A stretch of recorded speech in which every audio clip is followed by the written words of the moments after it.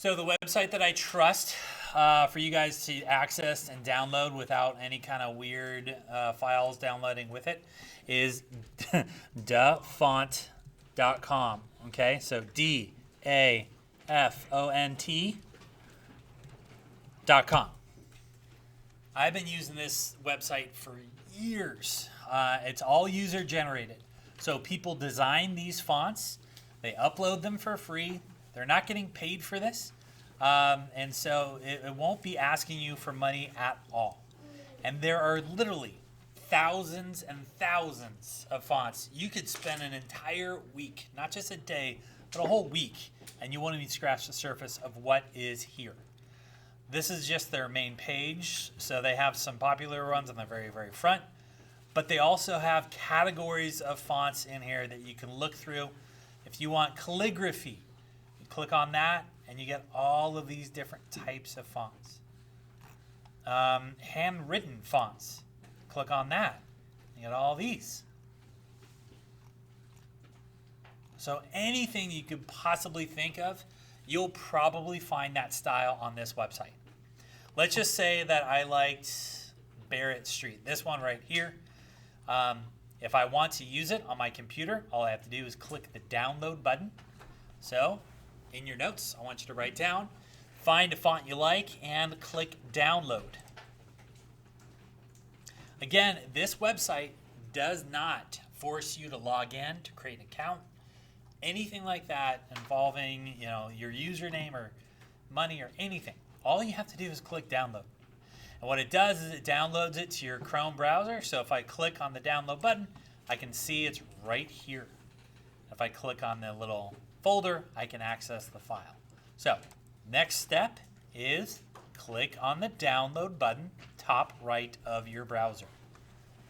Click download button, top right of your browser.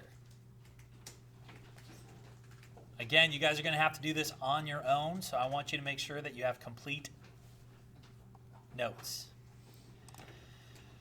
Now, when I find what I've downloaded, all I have to do is just click on the individual name, or I click on the folder, whatever you want to do. I clicked on it, and there it is. It's in my downloads folder. It's right there. Now, sometimes it'll be an actual folder with multiple files. This is because the designer that created the font wanted to give you a little preview of what it looks like. They might have put a PNG file in there. They might have put a little license text file that says you can't use this font and make money off of it. I designed it, in order to make money off of it, you got to pay me a little bit of a licensing fee. It's got a text file, and then it actually has the font file. Notice that the font file says true type font right over here under kind. It actually says TTF. All right, so this is the one that I downloaded. It didn't have a folder. All I have to do to install it is double click the TTF file. Write that down. To install, double click the font file.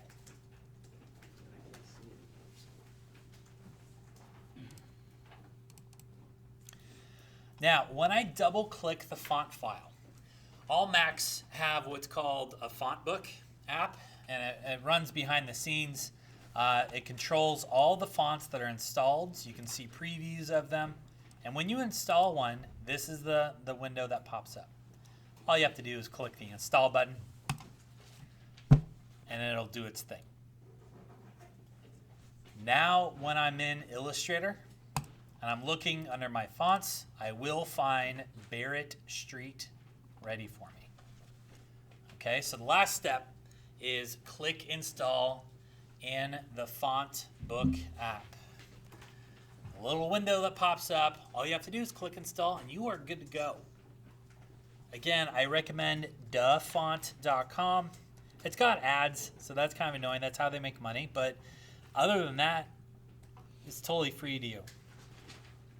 Any questions?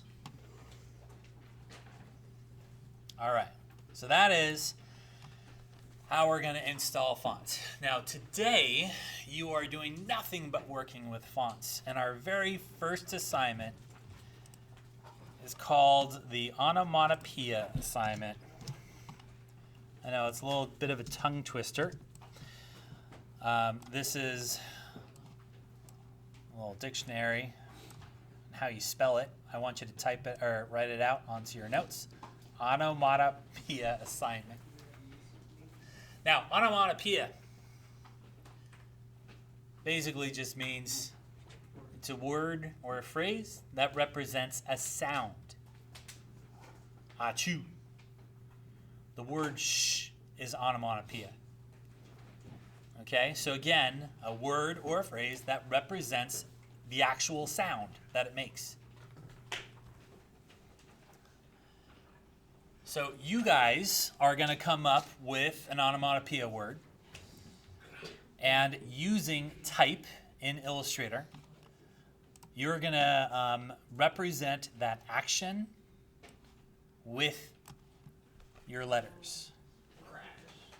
So instead of just using the type tool and typing out crash, you're going to be concerned with the design that you create, representing that action happening.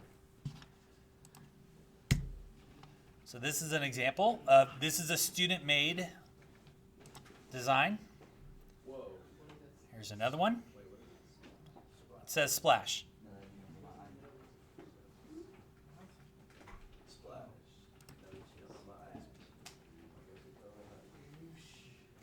The hard part about this one is coming up with your word or phrase. Hi, come on in.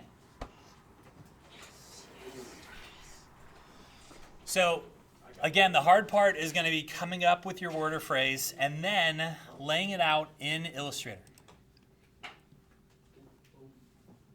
So this one, the word is boom, and they've actually used the hissing sound to represent the actual fuse.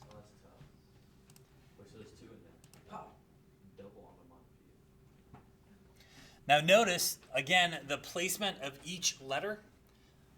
It gives that notion of the action happening, the movement, and even the sizing of the letters. Because you can see the cut right here is kind of the wind up, and then each one of these letters, B and O and the M's, they all represent that action happening.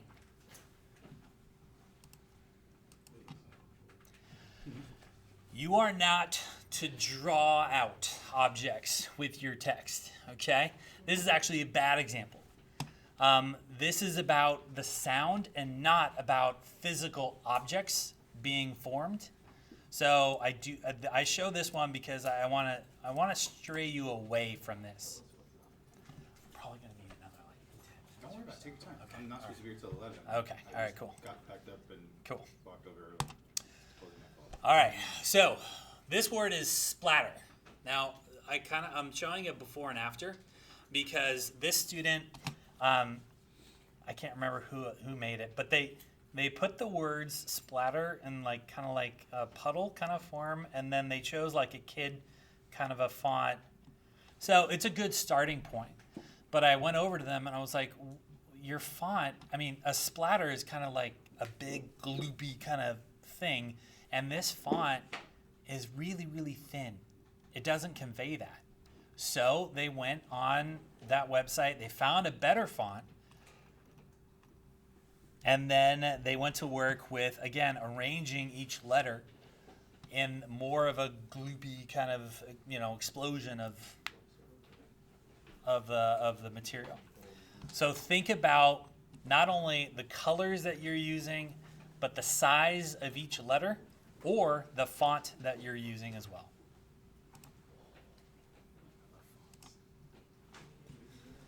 Again, I will fail you if you give me a drawn object. I do not want the drawn object because really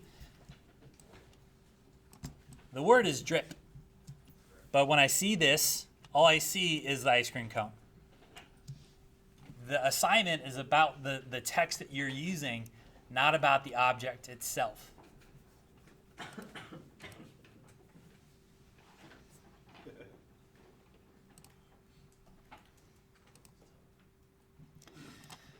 Now this one was a good one.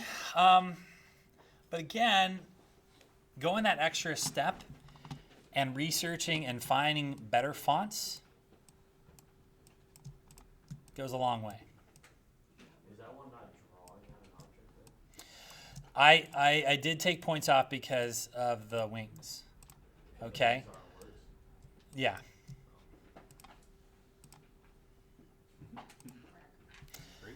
Now, this one, again, they're drawing we should get the notion from the type itself. So this is one student. Another student, much, much more simplistic, but the design that they created was so much better. Which is a letter C and a period, and then the chirp. I know it looks like it only took them a couple minutes, but this person agonized for like a good half hour. And I think it's way more successful than this.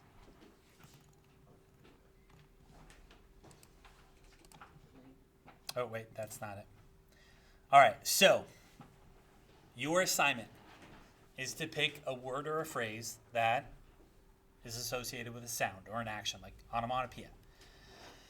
You are to use type, the type tool in Illustrator, in order to achieve that effect. You're going to be concerned with color, size, and the font. And you are not to draw things with the pen tool. Now, I'm going to show you, just like in Photoshop, Illustrator has more tools than what you're actually seeing on the toolbar. So if I hold down my mouse over the type tool, you guys were just using the type tool the other day, and you just saw this when you type something out, right? But in Illustrator, if I hold down my mouse, there are actually 7 type tools that you can use. And I'm going to go over each and every one of them right now. So I want you to write down type tool number 1. Yeah, go for it. No, this is fascinating. I love it. So type tool number 1. Types normal from left to right. That's one option. You know that. We've been working with that.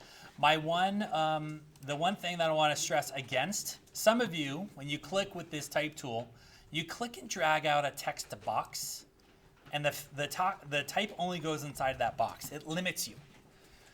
So when you use the type tool, I would say don't click and drag, just click once. When you do that, you get a line of text and you're not limited inside of a box at all. Now, type tool number 2. Types inside of a shape.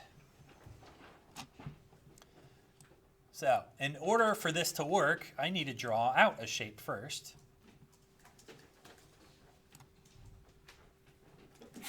Bless you.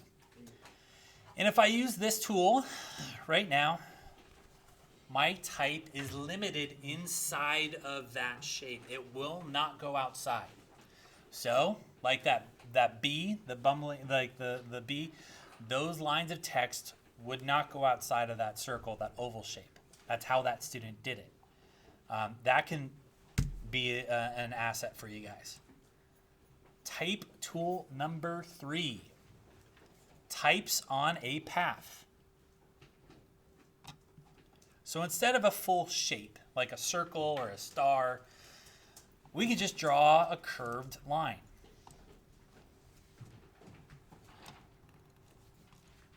Now, right now, that line is being filled with fill color, so I'm going to switch it to an outline color so it's easier to understand what's going on here.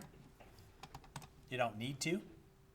What happens if I get this tool out and I go over that shape right now? It's going to take away all the color and all the stroke from the line. And when I type my text, it's actually going to curve it according to that path that I drew. So again, with that bumblebee, let's go back to that one. That's exactly how this was achieved. They didn't actually rotate each letter. They just drew a line and the text curved according to the line that they drew. Any questions so far? Hey. All right, type tool number 4. This is where everything kind of goes back around. Type tool number 4 is just a normal type, but it's vertical instead of going from left to right.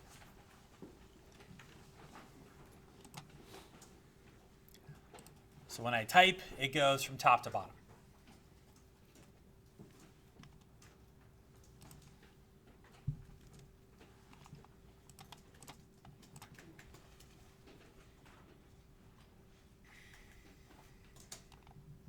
Type tool number 5.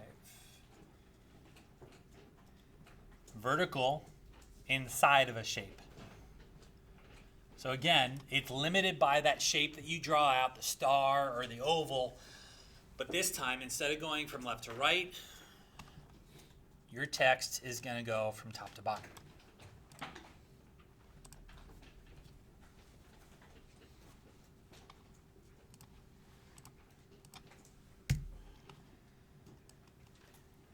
Type tool number 6, vertical on a path. So again, you have to draw out a line, a path, and you have to click on that path with this type tool, but when you do, that text will be typed out vertically, top to bottom.